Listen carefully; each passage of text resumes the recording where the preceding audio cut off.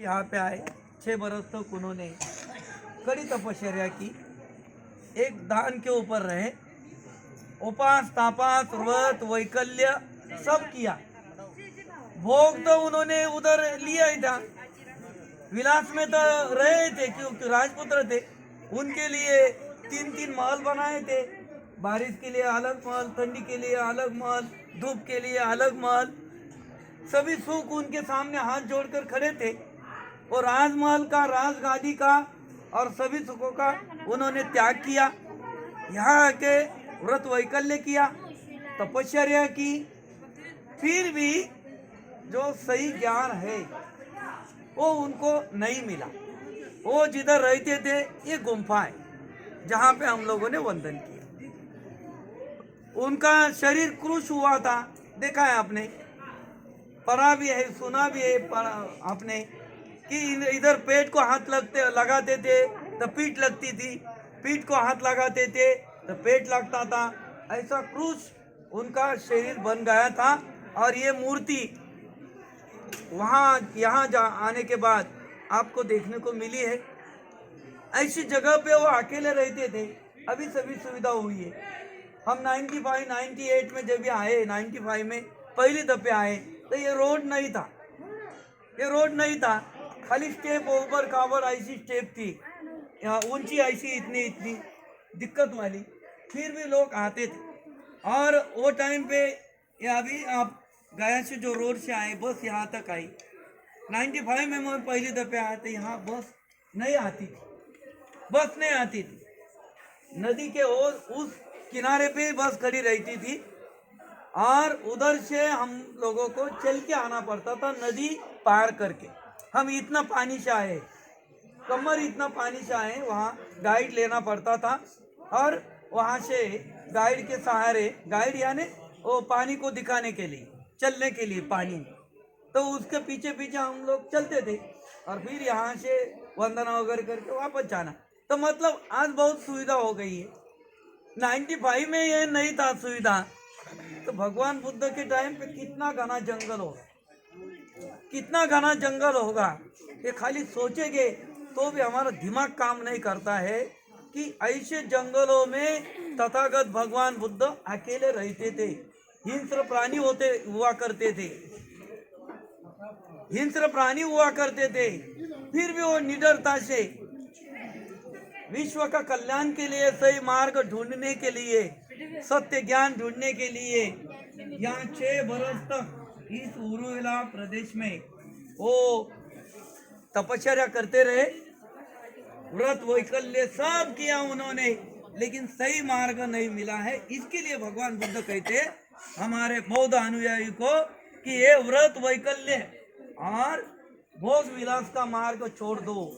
उन्होंने अपने अनुभव से मध्यम मार्ग, जिसको मध्यमा पतिपथा, जिसको आर्य अष्टांगिक मार्ग कहते, जिसको गोल्डन वे ऑफ लाइफ कहते, वो मध्यम मार्ग का तथागत भगवान बुद्ध ने मार्गदर्शन किया है विश्व को कि मध्यम मार्ग से चलो, आर्य अष्टांगिक मार्ग से चलो, अपना जीवन का जो कल्याण है वो कल्याण हो जाएगा।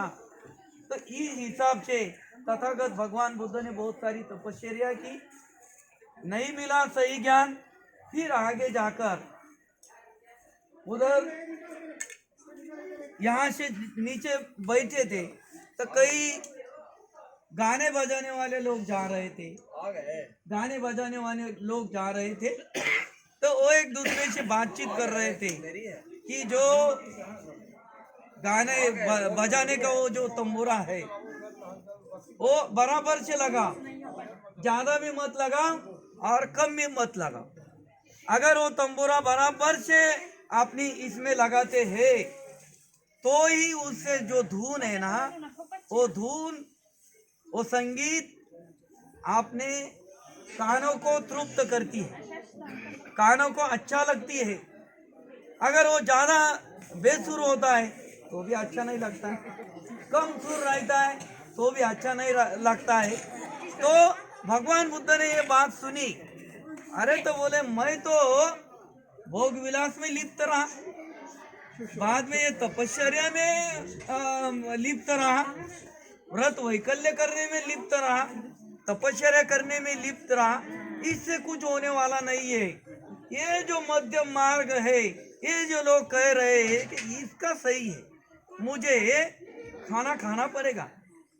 अगर जीवन में जीवित रहना है, ज्ञान पाना है, तो भोजन तो करना ही पड़ेगा।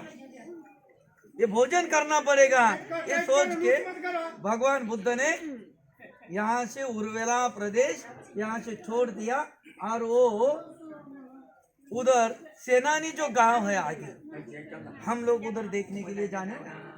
सेनानी जो गांव है आगे, वहां उस जंगल में जाके बैठे, उस जंगल में जाके बैठे और वहां सुजाता ने उसको खीर का ग्रहण कराया। सुजाता ने उसको खीर का ग्रहण कराया। वहां जंगल में बैठे क्रूश हुए थे, दाढ़ी बढ़ गई थी, बाल बढ़ गए थे और झाड़ के नीचे बैठे। वहां जाके बैठने के बाद वो सुजाता ने मिन्नत मांगी थी, अगर मुझे बच्चा हो जाता है तो मैं वन देवता को नैवेद्य, खीर का नैवेद्य, सुग्रास खीर का नैवेद्य दे दूंगी। उनकी दासी वो जंगल में साफ सफाई करने के लिए गई। सिद्धार्थ गौतम को देखा, दाढ़ी बड़ी है, बाल बड़े हैं, क्रूश आदमी उधर बैठा है, उनको लगा यही वन देवता। वो दौड़ के आई और मालकिन को बोली, मालकिन मालकिन आपकी खीर का ग्रहण करने के लिए, खीर को ग्रहण करने के लिए वन देवता खुद प्रकट हो गई है। वन देवता खुद प्रकट हो गई है। इन्होंने अपने गले का सोने का हार निकाला और दासी के गले में पहनाया। बहुत बहुत धन्यवाद तेरे को। वहां जाके सुजाता ने सुग्रास ऐसा खीर वहां जा लेके गए। वहां लेके जाने के बाद इतिहास में वर्णन किया है, कई लेखकों ने लिखा है, कई इतनी खीर अच्छी बनाई, लेखकों ने लिखा है, अतिरंजित लिखा है कि 1000 गाय का दूध निकाला और 500 गाय को पिलाया। 500 गाय का दूध निकाला, 250 गाय को पिलाया। 250 गाय का दूध निकाला, 125 गाय को पिलाया। 125 गाय का दूध निकाला, 60 गाय को पिलाया। फिर 30 गाय को पिलाया, फिर 15 गाय को पिलाया और फिर 7 गाय को पिलाया। और वो 7 गाय का दूध निकाला और उसकी सुग्रास ऐसी खीर बनाई। थोड़ा सा कार्य कारण भाव देखते हैं तो ध्यान में आता है का एक गाय का दूध दूसरी गाय पीती नहीं है, वो क्या पानी नहीं? तो ये ऐसे अतिरंजित जो काम है, अतिरंजित जो बात है, वो नहीं करनी चाहिए। कम शब्द में बोलने का, तो बहुत ही सुग्रास ऐसा खीर उन्होंने बनाया, इतना बोल सकते। और वो खीर का नैवेद्य लेके सुजाता माता वहां पे गई। वहां जाने के बाद उनको विनती की, हे वन देवता, आप यहाँ पे आए, मेरी मिन्नत थी और आप मुझे प्रसन्न हो गए हैं, ये खीर का स्वीकार करो। भगवान बुद्ध आज से, सिद्धार्थ गौतम आज तक तो नहीं बोलते थे। उन्होंने कहा, माते मैं वन देवता नहीं हूँ, मैं वन देवता नहीं हूँ, मैं एक इंसान हूँ। वो बोली, आप वन देवता नहीं है, मेरे लिए आप वन देवता है। उनके मन में उनके विचार आया कि वन देवता थोड़ी बोलने वाली मैं वन देवता हूँ करके, ये तो अलग अलग रूप में आते हैं। तो बोली, आप भले बोले वन देवता नहीं है, लेकिन मेरे लिए आप वन देवता है। ये खीर का आप सेवन करो, ये ग्रहण करो, इसका स्वीकार करो। सिद्धार्थ गौतम ने बहुत कहने के बाद भी उन्होंने खीर सिद्धार्थ गौतम को दे दिया। उन्होंने खीर का स्वीकार कर लिया और निरंजना नदी की तरफ निकले। जैसा ही सिद्धार्थ की खीर का स्वीकार किया सिद्धार्थ गौतम ने, उनके साथ जो 5 परिव्रजक थे, जो राजगृह नगरी में मिले थे, वो 5 परिव्रजक थे। वो 5 परिव्रजक को लगा ये सिद्धार्थ गौतम भ्रष्ट हो गया है, इसने खीर का ग्रहण किया, अन्न का सेवन किया, उसकी सेवा कर रहे थे वो, इसके लिए कि इसको सत्य ज्ञान मिलेगा तो हमको मिलेगा। लेकिन उनको भ्रम निराश हो गए कि ये अभी भ्रष्ट हो गया है, इसको इसको सत्य ज्ञान मिलना कठिन बात है। इसके लिए यहाँ से छोड़कर वो 5 परिव्रजक सारनाथ की तरफ, यानी ऋषिपतन वन की तरफ, मृगदाय वन की तरफ, वहाँ वाराणसी की तरफ वो लोग निकल गए।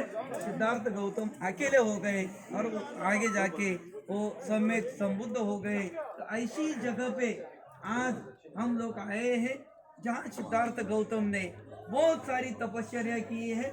हम अंधविश्वास में नहीं रहना चाहिए, व्रत वैकल्प नहीं करना चाहिए, भोग विलास में नहीं रहना चाहिए, क्योंकि तथागत भगवान बुद्ध ने ये अनुभव से बताया है कि ये जो मार्ग है भोग विलास का, अंधविश्वास का, व्रत वैकल्य का, तपने का, जपने का, ये मार्ग गलत मार्ग है। और मध्यम मार्ग से अनुक्रमण करो, मध्यम मार्ग से चलने का प्रयास करो। जो जीत है वो आपकी है, यश है वो आपका है। आप द्विगुणित आनंद से जीवन विभोर हो जाओगे, धम्म का कड़ाई से पालन करोगे। इस हिसाब से हम सभी लोग यहाँ पे आए। आज बहुत सारी